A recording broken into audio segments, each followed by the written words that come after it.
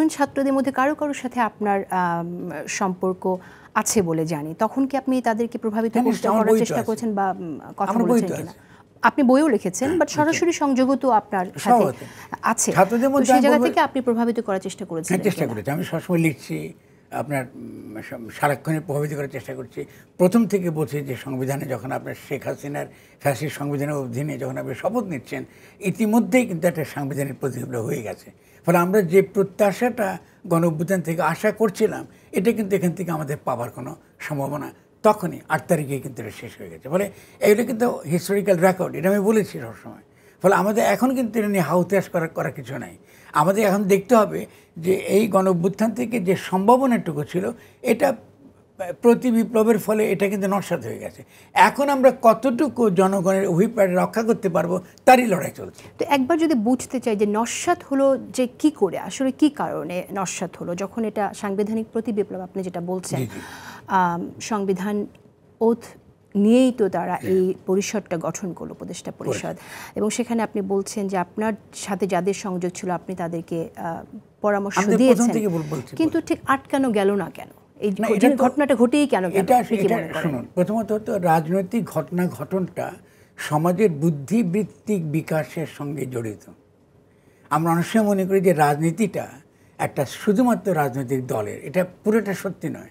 কারণ সমাজে যে কোনো, ধরুন আজকে যে ফরাসি দেশি বিপ্লবের আগে তো ভোল্তেয়ারকে আসতে হয়েছে, আজকে পাশ্চাত্যে যত রকম গণতান্ত্রিক রূপান্তর হয়েছে সেখানে জন লককে আসতে হয়েছে, কি হেগেলকে আসতে হয়েছে, বড় বড় রাজনৈতিক রাষ্ট্রচিন্তকদের আসতে হয়েছে।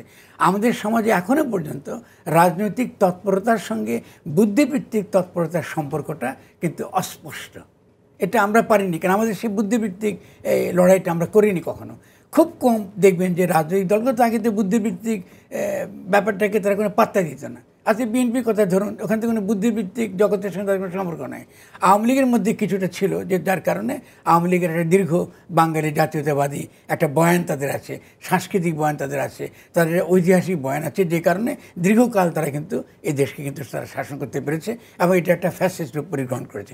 ফলে মনে রাখতে হবে যে সমাজে যে ধরনের রাষ্ট্র গঠিত হয় তার সঙ্গে সমাজে বুদ্ধিবৃত্তিক স্তরটার সঙ্গে সম্পর্ক সরাসরি। মানে এই তর্কটা আমাদের সমাজে ছিল কি না, দেখুন সহজে বুঝে দিই আপনাকে। আমাদের যখন সামরিক অভ্যুত্থান হয় তখন কি করে, যিনি ক্ষমতা আসেন তিনি তখন ফরমান দিয়ে দেশ চালান, ঠিক না? অভ্যুত্থান করেন, তিনি সংবিধানকে স্থগিত রাখেন, ফরমান দিয়ে দেশ চালান। এটা কিন্তু আমাদের অভিজ্ঞতা থেকে আমরা জানি।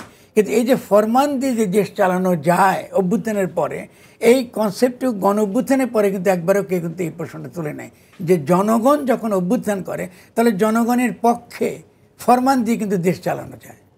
কিন্তু তখন কি বলা হলো, হ্যাঁ সংবিধান ছাড়া কি দেশ চলবে? কারা তুললো? আমাদের রাজনৈতিক দলগুলো চললো।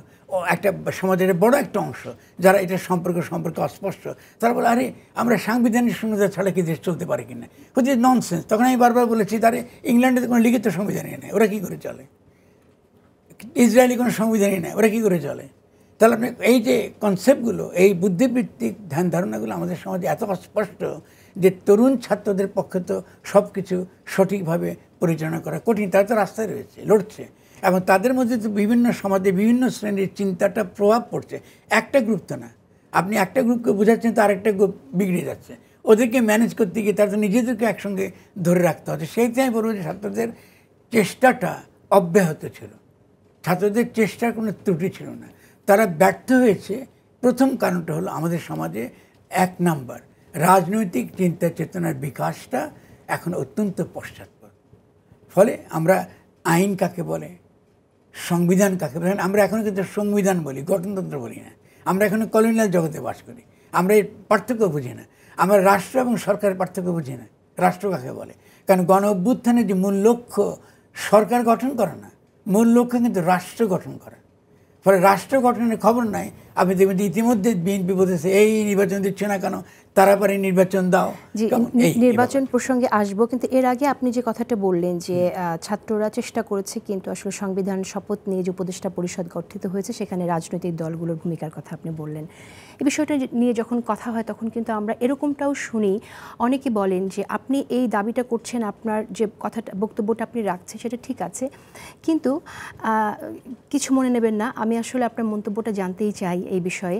অনেকে বলে থাকেন যে আপনার লাইফ পার্টনার, আপনার স্ত্রীও তো এই উপদেষ্টা পরিষদে গেছেন, সেই জায়গায় আপনি কি তাকে পরামর্শ দিয়েছিলেন যে এটা না করে বরং দাবিটা তোলার জন্য, যে না নিয়ে? আমরা খুব ভালো প্রশ্ন, কিন্তু এখানে তো ব্যক্তি নিয়ে তর্ক হচ্ছে না। আমার স্ত্রীর চেয়ে ডক্টর ইউনূস আমার অনেক প্রিয় মানুষ। আমি স্ত্রীর কথা কেন বলছেন? তিনি তো একটা স্বাধীন একজন মানুষ, তার ব্যক্তি।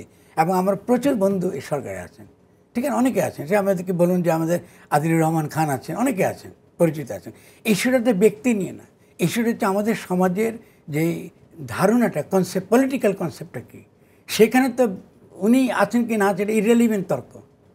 ঠিক, আমি এটাতে বলতে চাই, তাহলে আপনাদের ওই এখনকার যারা ক্ষমতা আছেন তারা কি প্রায় অধিকাংশ আমাদের পরিচিত মানুষ, বাইরের তো কেউ নয়। ফলে এই যারা তর্ক, যারা আছেন তারা সবাই মিলেই যদি এই দাবিটা তুলতো যে আমরা কেন ওথ নেব, আপনি যেটা বলছেন যে বিপ্লব পরবর্তী সময়ে সংবিধানে তো দরকার পড়ে না, একটা ফরমান জারি করেই দেশ পরিচালনা সম্ভব হয়, সেই আওয়াজটা তারা দিতে পারতেন কিনা, সেই জায়গা থেকে প্রশ্নটা। না, সেটা হচ্ছে যে সেটা শুনুন, আমাদের সমাজে যদি একটা চিন্তা যদি অস্পষ্ট এবং অপরিচ্ছন্ন থাকে, অপরিচ্ছন্ন চিন্তার অভিপ্রকাশটা হচ্ছে রাজনীতি এবং রাষ্ট্র। ফলে আপনি এটাকে ব্যক্তির কেন্দ্রিক আলোচনা করে এটাতে আমরা কোনো ফল পাবো না। এবং আমিও তখন, যেহেতু আপনি যেভাবে ইঙ্গিতটা দিচ্ছেন যে আপনার স্ত্রী যখন আছে তখন আপনি এই সমালোচনা কেন করছেন, এটা আমাকে বলে, আমি তো আমার কথাই বলবো, আমি তো এই সরকারের মধ্যে নেই, ঠিক আছে। আমি তো একটা বাংলাদেশে যখন আমি একটা বক্তব্য দিই, আমি তো ব্যক্তি আকারে বক্তব্য দিচ্ছি না, আমি তো সাধারণ জনগণের পক্ষে কথাটা বলছি। ফলে বাংলাদেশের রাজনীতির দুটো ধারা দাঁড়িয়েছে। একটা ধারা হচ্ছে এই যে যারা গণ অভ্যুত্থানের পক্ষের ধারা, যে গণ অভ্যুত্থানটাকে পূর্ণ বিজয়ের দিকে নিয়ে যাবার যে রাজনৈতিক তর্ক, সেই তর্ক আমি রিপ্রেজেন্ট করি।